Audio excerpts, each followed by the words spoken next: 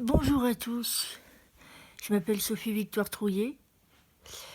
Je suis désolée, ça va pas être facile de viser la caméra parce que je suis aveugle, mais le théâtre étant une vraie vocation pour moi, j'en fais depuis le lycée et là, le- l'initiative des lectures partagées du théâtre 14 me donne l'occasion de vous faire partager un de mes souvenirs de lycée, justement. C'était une pièce de théâtre que j'étais allée voir et qui m'a beaucoup marqué, que j'ai trouvée très émouvante et très enrichissante, qui s'appelle Salina de Laurent Godet. Je vous interprète le passage où il parle de Salina. Elle est partie si vite, je n'ai pas pu la rattraper. Elle est allée tout droit dans les collines. Elle est restée là-bas 3 jours, mangeant des baies qu'elle disputait aux oiseaux. Elle est restée là-bas 3 jours, la fille sans mère. La fille que je recueillis lorsqu'elle était enfant. Je me souviens, un vieil homme nous l'avait apportée. Une sorte de pâtre, venu d'un monde lointain. Personne ne comprit d'où il venait et s'il était le père de l'enfant ou un simple voyageur qui lui-même l'avait trouvé sur sa route. La seule chose qui fut tenue pour sûre, c'est que l'enfant n'avait jamais cessé de pleurer. De jour comme de nuit. Sur ses joues étaient apparues des rigoles de pleurs. 2 petits ruisseaux de sel. C'est pour cela qu'on l'appela Salina. Sa peau avait un goût de sel. Elle était l'une de mes filles.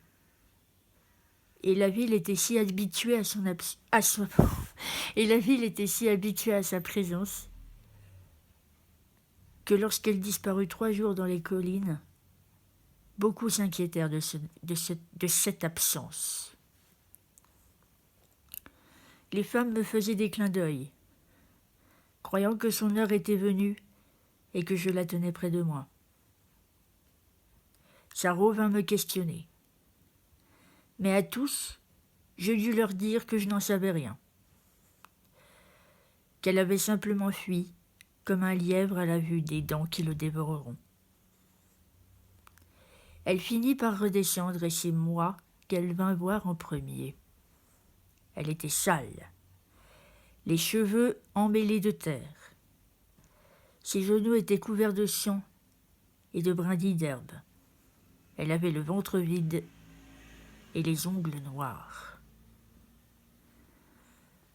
Pendant que je la lavais à la rivière, elle m'expliqua très calmement ce qu'elle avait décidé. Surumba et la Libella voulaient être des femmes libres à elles. Mais elle, Salina, tout cela n'intéressait pas. Elle ne voulait pas, elle ne saignerait pas. Elle me dit cela d'un air si ferme, si calme, que je me souviens de m'être dit un instant que si elle ne voulait pas, cela ne lui arriverait pas. Nous retournâmes régulièrement à la rivière dans le calme de ces secrets partagés. C'est à cette même époque, à l'Est, que commencèrent à se regrouper les premiers cavaliers barbares. Qui aurait été attentif à l'époque au bruissement du vent aurait pu entendre qu'ils charriaient parfois les hennissements des chevaux et les cliquetis d'armes. Une armée se préparait là-bas. Une armée se préparait là-bas et nous n'en savions rien. Et moi, à l'abri des pins et des figuiers qui me faisaient de l'ombre et distillaient une douce odeur de sucre, je savonnais le dos de Salina, faisant des dessins éphémères sur sa peau et admirant ce beau corps de femme qu'elle avait maintenant, sans le savoir. Voilà. Eh bien, écoutez, Je sais pas s'il vous parle, mais moi je l'aime bien ce texte. Alors s'il vous a motivé, allez-y. Allez-y, lisez. Lisez en attendant et allez voir la pièce quand vous pourrez. Je sais que ça va pas être tout de suite. Bon courage pour la suite. Au revoir.